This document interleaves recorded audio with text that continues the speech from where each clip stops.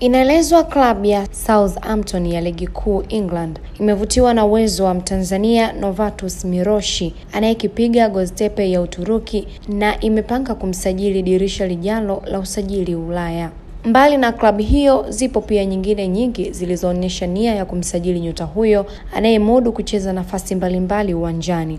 Inaelezwa kuwa Southampton inafikiria kumnunua moja kwa moja Miroshi kama sehemu ya kubadilishana wachezaji na Göztepe kwa ajili ya maandalizi ya msimu ujao.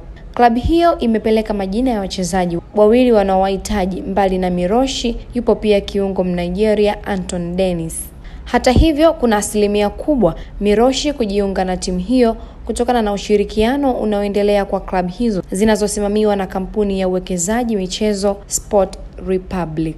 Timu hiyo iko mkiani mwa msimu wa ligi hiyo na kwenye mechi 29 imeshinda 2, sare 3 na kupoteza 24 na imekusanya pointi 9.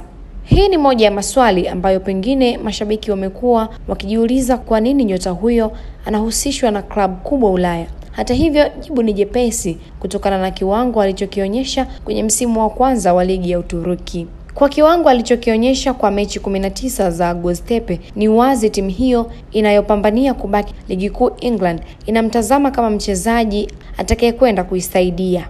Miroshi tangu ajiunge na Göztepe akitokea Shakhtar Donetsk ya Ukraine ambako alichukua ubingwa wa ligi na kucheza michuano ya ligi ya mabingwa Ulaya, amekuwa na kiwango bora. Mechi 19 alizocheza kwenye ligi ya Uturuki amefunga mabao 4 na asisti 1, timu hiyo ikiwa nafasi ya 7 kwenye msimamo wa ligi.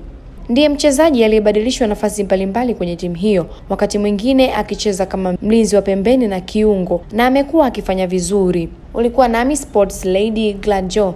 Hii hapa ni Super 12 ya Dino Television. Endelea kutufollow kwa taarifa nyingi zaidi za kimichezo.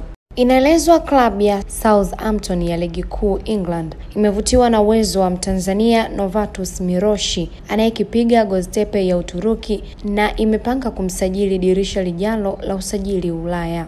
Mbali na klabu hiyo, zipo pia nyingine nyingi zilizoonyesha nia ya kumsajili nyota huyo anayemudu kucheza nafasi mbalimbali uwanjani. Inaelezwa kuwa Southampton inafikiria kumnunua moja kwa moja Miroshi kama sehemu ya kubadilishana wachezaji na Göztepe kwa ajili ya maandalizi ya msimu ujao. Klabu hiyo imepeleka majina ya wachezaji wawili wanaowahitaji. Mbali na Miroshi, yupo pia kiungo Mnigeria Anton Dennis. Hata hivyo, kuna asilimia kubwa Miroshi kujiunga na timu hiyo kutokana na ushirikiano unaoendelea kwa klabu hizo zinazosimamiwa na kampuni ya uwekezaji michezo Sport Republic. Timu hiyo iko mkiani mwa msimu wa ligi hiyo na kwenye mechi 29 imeshinda 2, sare 3 na kupoteza 24 na imekusanya pointi 9.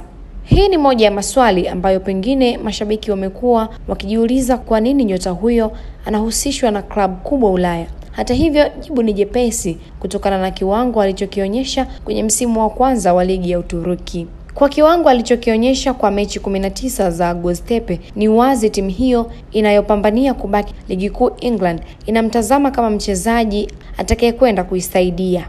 Miroshi tangu ajiunge na Göztepe akitokea Shakhtar Donetsk ya Ukraine ambako alichukua ubingwa wa ligi na kucheza michuano ya ligi ya mabingwa Ulaya, amekuwa na kiwango bora. Mechi 19 alizocheza kwenye ligi ya Uturuki amefunga mabao 4 na asisti 1, timu hiyo ikiwa nafasi ya 7 kwenye msimamo wa ligi. Ndiye mchezaji aliyebadilishwa nafasi mbalimbali kwenye timu hiyo, wakati mwingine akicheza kama mlinzi wa pembeni na kiungo, na amekuwa akifanya vizuri. Ulikuwa nami Sports Lady Glajo. Hii hapa ni Super 12 ya Dino Television. Endelea kutufollow kwa taarifa nyingi zaidi za kimichezo.